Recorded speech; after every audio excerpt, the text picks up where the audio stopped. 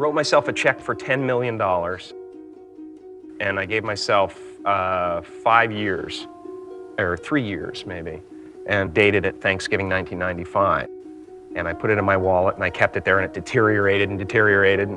Just before Thanksgiving 1995, I found out that I was going to make $10 million on, I think it was Dumb and Dumber.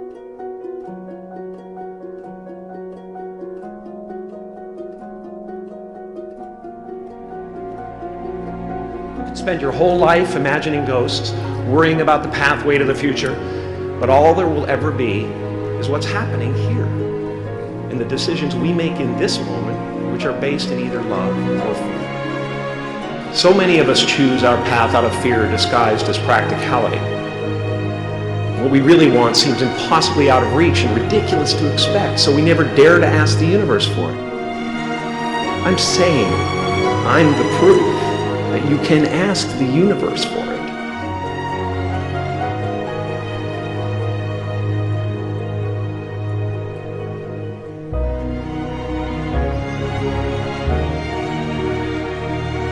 My father could have been a great comedian, but he didn't believe that that was possible for him. And so he made a conservative choice. Instead, he got a safe job as an accountant. And when I was 12 years old, he was let go from that safe job. And our family had to do whatever we could to survive.